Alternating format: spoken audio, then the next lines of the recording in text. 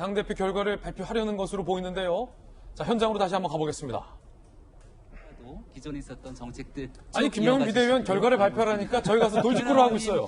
원래 35분에 발표하게 돼 있었는데 시간이 한 6분 정도 지나지 않았습니까? 아마 집계에 글쎄요, 저희가 예상과 달리 굉장히 박빙의 승부가 있었을 수도 있지 않았을까 하는 생각도 드네요. 지금 김병민이 돌직구를 하고 싶어서 저러고 있는 게 아니라 그렇죠. 시간을 지금 선관위원들이 집계가 집계하는데 시간이 걸리다 박빙이다. 보니까 그러지 않으면 시간이 이렇게 길게 가지 않을 것 같은데 그렇게도 예상해 볼 수 있지 그런 않을까 예상도 싶네요. 좀 보여요. 집계가 박빙이다.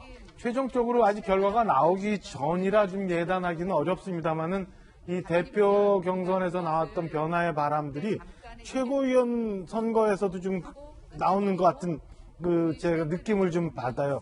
가까운 당원들하고 얘기해 보면 이번 최고위원 선거에서도 그 초선의 여성 의원들이 좀 강세를 좀 보이는 듯한 상황을 제가 좀 체감을 하거든요. 그 최종 결과를 봐야 되겠습니다만은 최고위원 선거에서도 그런 변화의 요구들이 좀 당연히 많이 불어왔구나라는 생각이 들고 좀 전에 김영주 의원님 말씀 주신 것처럼 이번 전당대회가 사실은 선거 문화에도 많은 영향을 미쳤기 때문에 다음 있을 이전 지방선거에서도 선거 문화 형태 그리고 각종 이제 입지자들의 태도나 하여튼 지방선거의 지형도 굉장히 많이 바꿀 수 있는 그런 계기가 되는 것 같습니다. 자, 당대표 어떤 지형도 바꿀 수 있는 계기가 될 것이다 라고 말입니다. 돌직구 수첩 멤버인 김연아 비대위원이 지금 앞서서 결과 발표에 앞서서 바로 이제 바로 직후에 결과 발표가 이루어질 것 같은데 뭔가 이제 발언을 하고 있는 모양인데 정혁진 변호사님 사실은 우리가 총선 때도 마찬가지고 결과는 지금 사실 다 나와 있어요. 그리고 몇 %인지도 다 나와 있습니다만 최종 검수를 지금 선관위원들이 하고 있는데 지금 뭐 여러 돌직구쇼 멤버들께서 아마도 당대표 후보 간, 최고위원 후보 간의 표차가 굉장히 민감하게 박빙으로 가고 있는 건 아니냐. 박빙일수록 검수가 오래 걸려요. 박빙일수록 검수가 오래 걸려요. 그런 추측들 지금 나오고 있거든요. 어떻게 보십니까? 그런데 만약에 차이가 좀 났다 그러면은 좀 이상할 수도 있지 않겠습니까? 그 다음에 제 생각에는 그 당대표보다도 최고위원들 그 표 검수한 것에 있어서 그런 부분들도 시간이 좀 걸리지 않을까 일단 그런 생각이 들고요. 그 다음에 이렇게 뜸들이지 말고 빨리빨리 결과가 나왔으면 좋겠다는 게 제 생각입니다.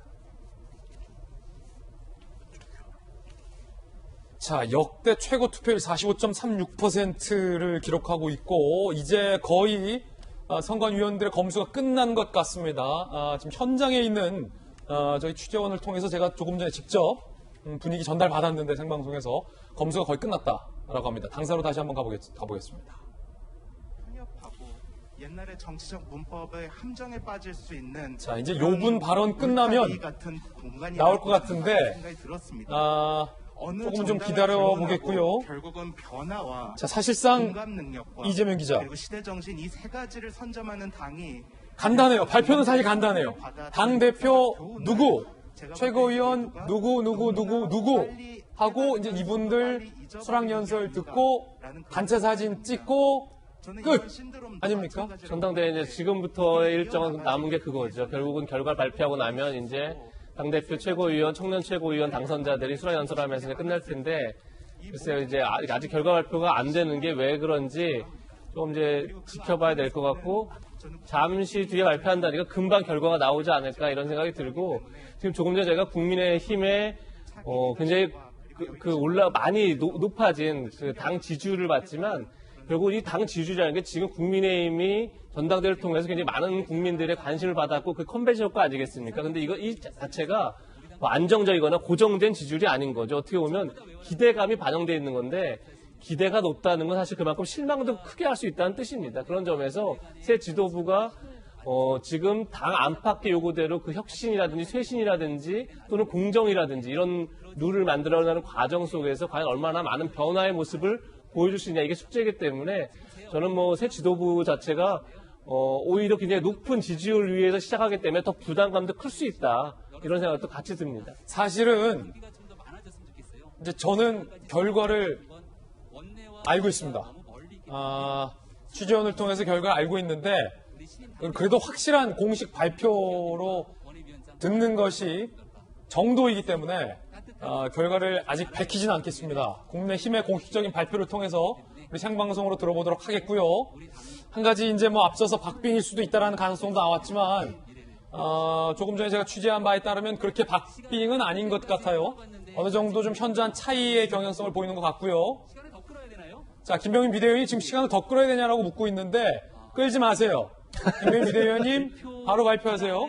작성하고 있다고 합니다. 들어보시죠, 그러니까 이야기. 바꿔 말하면 결과가 나왔다는 얘기 텐데요. 후보님들 혹시 결과 못 들으셨죠? 이게 많은 분들이 다 나와갖고 서로 알고 있는데 이렇게 얘기를 하지만 절대 그렇지 않습니다.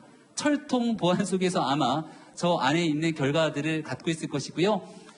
제가 너무 송구하게 생각하는 건 우리 5분의 당대표 후보님들은 이제 대한민국 국민 중에 모르시는 분들이 없을 것 같습니다. 우리 홍문표 의원님 정말 젊은 층에게 인기 최고였던 거 아시죠? 우리 주호영 원내대표님 비상대책위원회를 너무 잘 이끌어 주셨기 때문에 거기에 대해서 많은 국민들이 감사해하고 있습니다. 우리 조경태 후보님 정말 매너 있는 토론으로 이번에 젊은 층들의 엄청난 팬심이 있었던 거 누구보다 잘 아실 거고 조경태 후보님의 신발을 주목해 주십시오. 평생 저렇게 운동화를 신으면서 불철주야 정치에 나섰던 조경태 의원님의 모습을 젊은 청년들이 기억할 겁니다. 우리 이준석 후보님이야 뭐 말할 것도 없지 않겠습니까? 당의 보물이고 보배다라는 평가가 아깝지 않을 겁니다. 앞으로 이번 대통령 선거에서 이준석 후보님이 어떤 역할을 하게 될지 기대하는 국민들 너무 많을 거고요.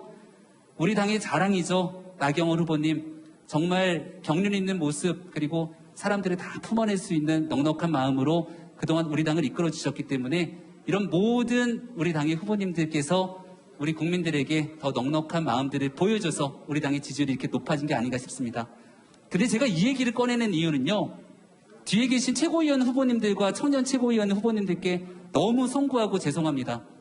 더 많이 홍보되고 더 많이 알려지고 더 많은 국민들과 함께할 수 있는 기회가 있어야 되는데 아무래도 언론의 관심이 우리 당대표 후보님들께 집중되다 보니까 대한민국을 대표할 수 있는 정말 훌륭한 모습들을 다 보여줬음에도 불구하고 언론에 많이 조명이 되지 못해서 지도부 일원으로 송구하고 죄송하다는 말씀드립니다.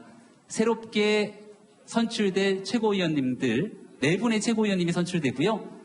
보통은 한 분의 전부 남성이면 여성 할당제에 따라서 한 분의 여성 최고위원님이 들어가는데 우리 여성 후보님들 활약이 대단하셔서 이번에는 여성 후보님들 많이 들어가실 것 같고 또 뒤에 계신 청년 최고위원님 쭉 인터뷰나 이 내용들 들어보니까 정말로 많은 분들께서 관심들 많이 가져주셨다는 것도 잊지 마셨으면 좋겠습니다. 시간이 조금 남은 관계로 우리 이번 전당대회 지켜보면서 어떤 생각이 드셨는지 제가 종편방송 나가면 늘 이런 거 물어보거든요. 뭐가 제일 인상적이었습니까? 어떤 장면이 제일 흥미로웠나요? 이렇게 물어보는데 전당대회 후보님들의 여러 가지 장면들을 지켜보면서 느꼈던 소회 마지막으로 한 말씀씩 듣도록 하겠습니다. 이번에 거꾸로 정원석 위원님부터 얘기해 주시죠.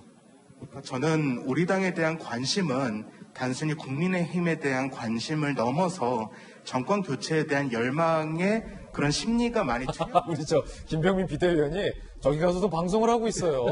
아마도 이제 집계가 최종 마무리되는데 김병민 비대위원도 시간을 좀 벌기 위해서 최종 발표 때까지 계속해서 이제 본인이 이제 주도로 진행을 하고 있는데 참 이 진행 잘한다라는 느낌까지 한번 받았고 이재명 기자 최고위원이 5분입니까? 4분입니까? 정확하게?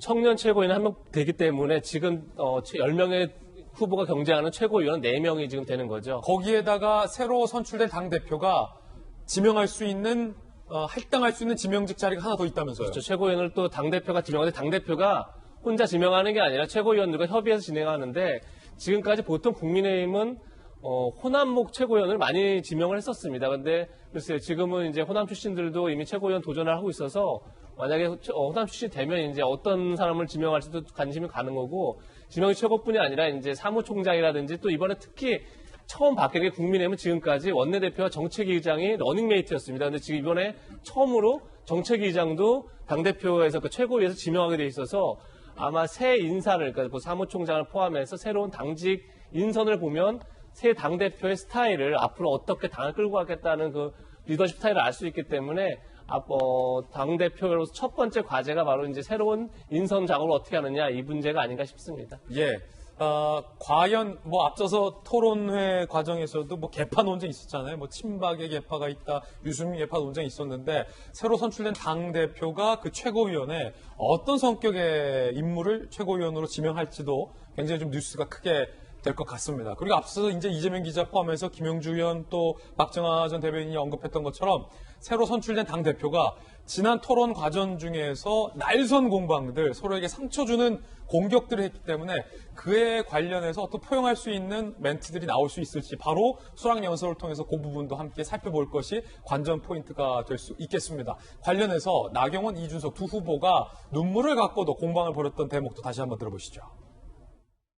나경원 대표께서 토론 과정에서 눈물을 흘리셔가지고 제가 그렇게 프레임을 받고 욕설을 당할 때 같이 보호해 주셨으니까.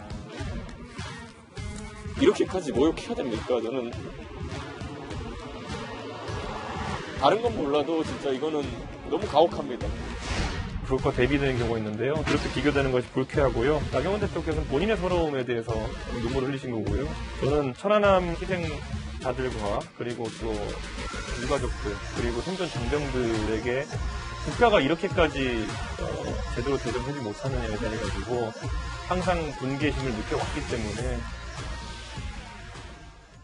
김용주 의원님 아까 이제 조언 요구하셨어요. 누가 당대표가 되든 수락연설 자리에서 기왕이면 감정을 상했던 말들을 했던 거에 대해서 승자가 패자에게 이 후보가 되면 나경원 후보에게, 나 후보가 되면 이준석 후보에게 뭔가 보듬는 어떤 승자의 여유의 발언이 있어야 된다. 내가 그 경선 과정에서 이제 공격했던 것은 무언가 한번 짚어보자라는 취지였지 결코 그런 게 아니었다. 이런 식의 발언이 나오리라고 예상하십니까? 충분히 할 수 있는 그 예상이고 또 실제적으로 이번에는 사실은 조금 이 레이스는 치열하게 했습니다만은 본인 스스로는 이준석 후보의 경우에는 본인이 될 가능성이 매우 높다고 봤기 때문에 여러 가지 어떤 되고 난 다음에를 생각할 수 있는 여유가 좀 있었을 것이다라고 보여지고요. 그런 부분들을 좀 기대해 봅니다. 그 안에 표현이 어떻게 들어가든 간에 앞으로 본인이 해야 될 일은 당을 전체적으로 하나로 통합해 가고 또 당을 통합을 통해서 밖에 있는 후보들도 당 안으로 들어올 수 있도록 더 매력적인 정당을 만들고 또 20대, 30대 수도권부터 그동안의 어떤 국민의힘의 이미지를 완전히 새롭게 바꿀 수 있는 말 그대로 새로운 미래를 열어갈 수 있는 그런 것을 자기가 스스로 해내겠다라는 포부, 통합 이런 얘기를 하지 않을까 그렇게 생각이 듭니다.